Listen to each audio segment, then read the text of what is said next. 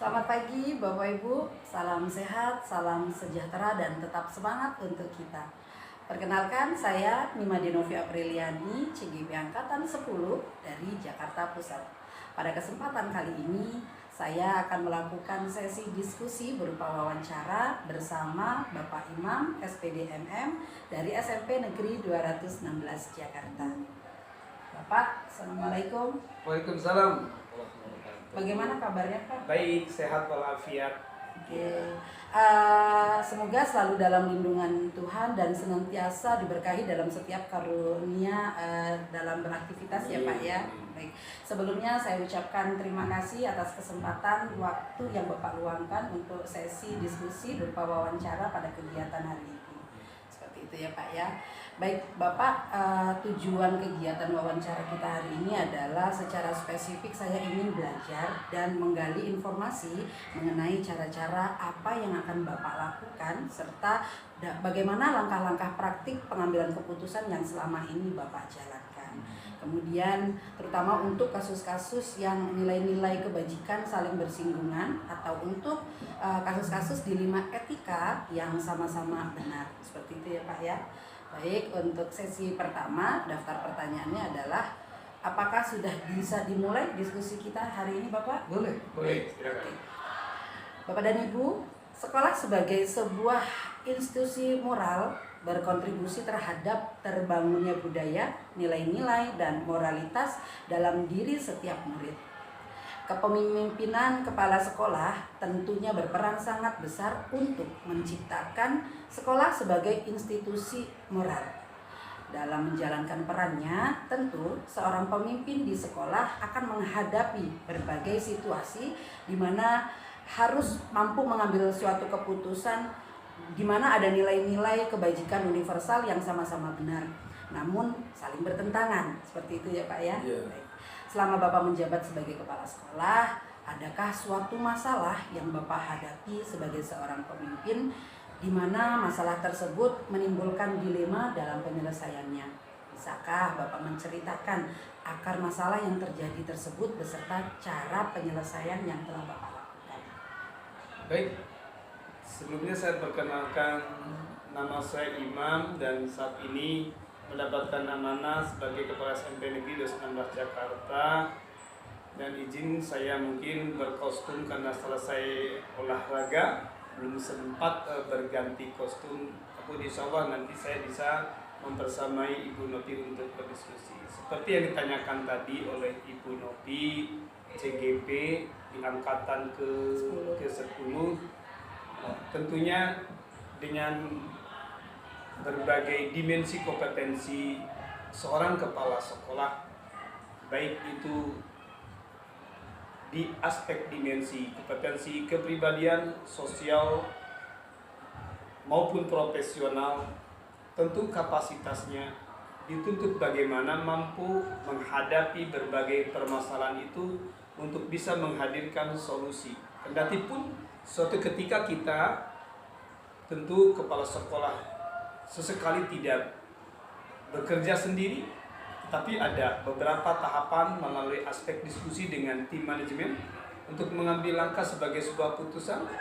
Tetapi sesekali juga kepala sekolah harus tampil menunjukkan identitas dirinya sebagai agensi diri, bahwa kalau dia juga punya kapasitas secara keilmuan, secara kematangan dengan kompetensinya untuk mengambil langkah putusan dari permasalahan di mana keduanya memiliki nilai kebajikan, akan tetapi saat itu harus beradu, sehingga kepala sekolah tentu dituntut untuk menentukan satu di antara keduanya. Nah, disitulah kami akan dihadapkan kepada dua pilihan yang dimana keduanya memiliki nilai kebajikan. Sikap kita dihadapkan kepada sebuah yang dikatakan dilema. Nah, akan tetapi ketika dua permasalahan yang memiliki nilai kebajikan saat itu harus beradu, maka tentunya sebagai kepala sekolah akan melihat apa yang menjadi akar permasalahannya, tentu dengan aspek bagaimana kita mampu mengidentifikasi, kemudian mampu mencercahkan bagaimana akar permasalahan ini, lantas harus menentukan prioritas. Prioritas itu apa? Di antara kedua itu, mana yang lebih besar menuai manfaatnya dan menjadi orientasinya adalah manfaat yang akan dirasakan langsung oleh para peserta didik sebagai penerima manfaat anggaran. Kembali bahwa mana yang lebih besar menuai manfaat dengan orientasi lain kepada peserta didik, maka disitulah kepala sekolah harus berani membuat sebuah putusan, bukan tidak menyampingkan atau dengan menyampingkan hal lain, tetapi mana yang menjadi prioritas itu yang harus dikedepankan. Terima kasih. Baik, artinya saat mengambil keputusan yang Bapak ambil itu berhubungan dengan komponen atau beberapa staf ya Pak ya gitu, atau beberapa wakil yang ada di sekolah kita, seperti itu ya Pak. Artinya juga memberikan keputusan yang sangat bijaksana, tidak ada beberapa pihak yang akan dirugikan juga, seperti itu ya Pak. Oke, baik. Jadi begini Pak, dalam modul yang saya pelajari ada 2 jenis dilema, yaitu dilema etika dan rujukan moral. Dilema etika merupakan dilema kebenaran versus kebenaran, dan rujukan yang merupakan dilema kebenaran versus kesalahan. Seperti itu ya Pak ya. Jika menurut Bapak, bagaimana Bapak dapat mengidentifikasi kasus-kasus yang muncul, di mana kasus yang merupakan dilema etika dan mana yang merupakan rujukan moral, seperti itu. Baik, sangat jelas ya, ketika kita mengidentifikasi sebuah atau beberapa permasalahan dengan mudah, ketika ada permasalahan itu berhadapan dengan masalah yang harus kita hadapkan juga, keduanya memiliki nilai kebajikan. Di antara kedua ini juga tidak bertentangan dengan norma etika dan regulasi, maka saya kategorikan itu adalah dilema etika. Akan tetapi ketika kita dihadapkan dengan 2 buah permasalahan, di mana satu permasalahan itu ada orientasi dan memiliki nilai kebajikan, di sisi lain masalah itu bernabrak regulasi, ada aturan, ada norma etika yang ditabrak, yang dilanggar, maka itu kami kategorikan sebagai rujukan moral. Dan tentu teknik cara penyelesaiannya sangat jelas kalau untuk rujukan moral, karena kita mesti ada keberpihakan, orientasi layanan tentu menjadi mana yang lebih prioritas. Jadi tentu. Jadi seperti itu ya Pak. Jadi artinya ada dilema etika dan yang mana merupakan rujukan moral, seperti itu. Kemudian Bapak bagaimana menjalankan pengambilan keputusan di sekolah, terutama untuk kasus-kasus di mana ada 2 kepentingan yang sama-sama benar dan atau sama-sama mengandung nilai kebajikan. Mungkin Bapak bisa memberikan cerita gitu ya Pak, mungkin pengalaman yang pernah ada di sekolah. Oke, bisa jadi nanti dan memang sudah terjadi dan kerap kali terjadi dengan guru kami di sekolah ini. Ada beberapa guru yang dengan kompetensinya dan juga kapasitasnya, apakah dia ketua MGMP di tingkat DKI, di tingkat wilayah, kerap kali dia dilibatkan dengan kegiatan-kegiatan di luar yang juga dia dapat surat tugasnya dari suku dinas atau dari dinas. Di saat dia harus melakukan dengan surat tugas dari suku dinas atau dinas itu, di hari yang sama dia juga harus menyajikan pembelajaran di kelas. Maka bagaimana kepala sekolah mesti bersikap?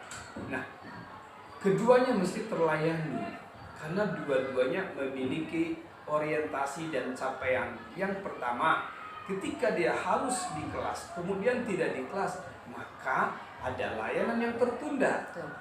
Maka ketika ada yang tertunda, maka si penerima anggaran itu tentu akan menjadi ketimpangan ketika layanan tidak disajikan. Yang kedua, kalaulah tidak melaksanakan tugas dengan surat tugas dari suku dinas, dari dinas, juga ada orientasi bagaimana keberfungsian dari aspek bermasyarakat dan orientasi capaian prestasi di jenjang yang lebih tinggi, ini juga akan menjadi permasalahan. Nah, kedua-duanya ini orientasi capaian prestasi dan layanan, yang ketika dia dapat tugas dari suku dinas, dari dinas, itu adalah bagaimana orientasinya capaian prestasi peserta didik untuk di jenjang yang lebih tinggi, tetapi juga di tingkat satuan pendidikan ia menyajikan pembelajaran di kelas.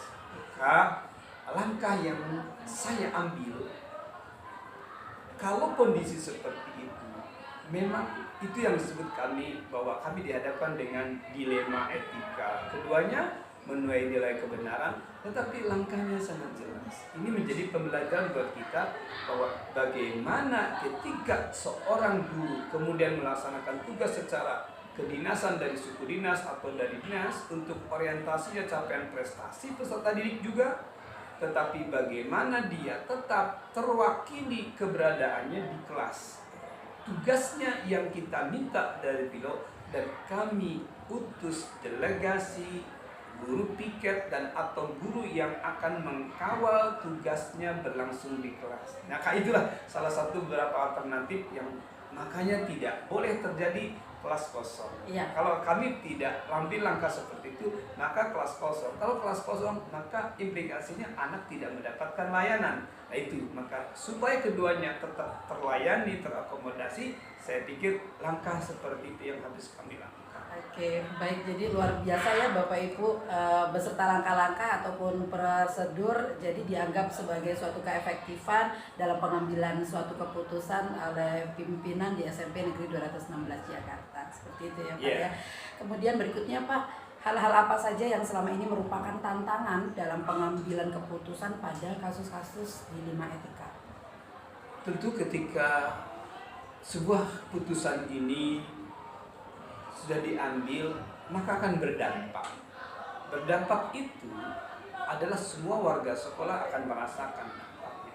Dan dari dampak itu, bagi si penerima dampak ada dua kelompok. Ada satu yang merasa diuntungkan dengan putusan itu, bahkan bisa jadi ada kemungkinan ada kelompok lain atau ekosistem lain yang merasa tidak diuntungkan. Saya bilang tidak dirugikan, tapi tidak diuntungkan. Karena kalau dirugikan, kami tidak pernah ada orientasi untuk membuat sekelompok lain rugi. Tetapi mungkin tidak diuntungkan. Nah, untuk meminimalisir dampak dari putusan itu, ada kelompok yang diuntungkan dan yang tidak diuntungkan. Itulah yang mungkin menjadi catatan. Maka ada dua langkah tadi saya sampaikan. Mengambil keputusan itu melalui diskusi beserta tim manajemen. Kalau kasus dilema etika itu tentu penanganannya tidak memerlukan waktu segera atau tidak situasional. Akan tetapi jika penanganan dan putusan itu mesti dihadirkan segera, tentu muncullah bagaimana identitas diri seorang kepala sekolah dengan kapasitasnya dan dimensi kompetensinya melakukan menghadirkan sebuah putusan dengan beberapa konsep dimensi, bahwa seorang kepala sekolah tentu melakukan itu secara keilmuan, mesti memiliki kepemahaman. Nah, kemudian ada juga ada aspek keyakinan, harus yakin gitu. Setelah apa kita yakin dengan itu. Dan yang ketiga adalah aspek keteladanan. Nah inilah yang mungkin harus kita hadirkan ketika mengambil keputusan, tapi dengan mengambil aspek keteladanan, relatif mereka akan merasa bahwa keputusan yang diambil oleh seorang kepala sekolah tentu sudah berpihak kepada semuanya. Dari sisi lain dari teori filsafatnya, bahwa bagaimana seorang kepala sekolah itu menghadirkan putusan, bagaimana aspek etikanya. Yang kedua, bagaimana aspek logikanya, benar atau salahnya. Dan yang ketiga ada aspek estetika. Bagus tidak? Indah tidak situasinya kalau kami mengambil langkah seperti itu, sehingga putusannya akan berdampak, dirasakan nyaman buat segala segmen. Demikian. Jadi apabila dikatakan adanya jadwal atau rentan waktu tertentu dalam sebuah penyelesaian kasus dilema etika, dalam kesempatan tersebut Bapak pastinya tidak akan mengambil keputusan sendiri ya Pak ya, dilihat dari situasi masalah tersebut dan melibatkan beberapa komponen yang ada di sekolah, seperti itu ya Pak ya. Baik Bapak, berikutnya adakah seseorang atau faktor-faktor apa yang selama ini mempermudah atau membantu Bapak dalam pengambilan keputusan dalam kasus-kasus dilema etika? Jadi kalau saya sangat merasa terbantu dengan mungkin tidak seseorang ya, karena saya lagi-lagi tidak tidak ingin bekerja secara personality, dan juga saya melibatkan teman banyak di tim manajemen untuk menganalisis situasi, sehingga dari analisis situasi itu jelas kasusnya apa dan menentukan akar permasalahannya, sehingga nanti bisa menentukan bagaimana yang menjadi prioritas. Tentu prioritas itu yang akan berdampak negatif sekecil mungkin, tetapi akan menuai manfaat sebesar mungkin. Nah tentunya yang merasa terbantu, tentu saya sangat terbantu dengan tim manajemen kami dan juga dari semua Bapak Ibu guru yang menurut saya mereka sangat kooperatif dengan berbagai permasalahan. Sudah sangat terbuka dari berbagai keluhan mereka, walaupun secara tidak langsung disampaikan kepada saya sebagai kepala sekolah, tapi cukup di tim manajemen itu sebagai radar bagaimana aspirasi teman-teman itu ketika terakomodir dan atau belum terakomodir. Oke, baik. Jadi Pak, dari semua hal yang telah disampaikan, pembelajaran apa yang dapat Bapak petik, kemudian dari pengalaman Bapak saat mengambil keputusan dalam dilema etika tersebut? Oke, sepertinya ini mungkin tidak pasti sama dengan kepala sekolah di sekolah lain, karena kompleksitas dari berbagai permasalahan bisa jadi beragam. Tetapi intinya adalah ketika kita dihadapkan dengan permasalahan dilema etika, juga kita harus mampu menganalisis situasi. Nah situasi itu, dilema etika itu tentu di permasalahan ke-1 dan ke-2 yang sama-sama mengenai nilai kebajikan, kita analisis dari dua arah, dari berbagai arah, yang kemudian dari analisis situasi itu bisa mengidentifikasi kasusnya itu apa, dan bisa menentukan apa yang menjadi akar permasalahannya untuk menentukan orientasinya apa, sehingga kita bisa menentukan prioritas. Maka lagi-lagi langkahnya adalah analisis dari berbagai arah yang pertama, yang kedua sodorkan kebijakan yang tidak memihak, karena kapasitas kita penyelesaian masalah bukan menjadikan masalah. Yang ketiga adalah sodorkan solusinya yang win-win, yang dimana kedua belah pihak itu, kedua kasus situasi ini adalah mendapatkan solusi yang sama-sama diuntungkan. Nah tentu secara keilmuan ini diperlukan knowledge dari seorang kepala sekolah, tidak hanya di aspek kognisinya juga, tetapi bagaimana penanaman karakter bersikap ketika kita dihadapkan dengan sebuah kasus untuk menghadirkan sebagai sebuah putusan. Pertama, dan yang mungkin di statement ini boleh dijadikan catatan, bahwa apapun masalahnya, mari kita fokus pada solusi. Nah, sehingga masalah itu ada sumber benturan. Tapi kalau orang sudah niatnya untuk menghadirkan solusi, lupakan masalah, maka benturan itu akan menjadi kecil, maka orientasi pada sebuah solusi, maka semua akan bekerja sama untuk sesuatu yang terbaik, maka suasana akan menjadi kondusif. Oke, baik. Jadi sama seperti yang Pak Imam sampaikan, dalam setiap pembelajaran untuk pengambilan keputusan itu harus melibatkan beberapa komponen ya Bapak. Artinya ada komunikasi yang terjalin dengan baik saat pengambilan keputusan tersebut. Baik, terima kasih Bapak untuk kesempatan diskusi wawancara dalam topik pengambilan keputusan berbasis nilai-nilai kebajikan sebagai seorang pemimpin. Sangat luar biasa Bapak Ibu. Artinya pengalaman dalam pengambilan keputusan seorang pemimpin itu harus melalui prosedur dan melalui identifikasi masalah ya Bapak Ibu. Tidak serta-merta kita tiba-tiba harus mengambil keputusan secara tepat, tapi harus melalui langkah-langkah atau prosedur sesuai situasi dan dengan tepat juga. Demikian yang dapat saya sampaikan. Terima kasih untuk kesempatannya Bapak. Assalamualaikum warahmatullahi wabarakatuh. CGP Angkatan 10 Jakarta Pusat, tergerak, bergerak, menggerakkan. Terima kasih.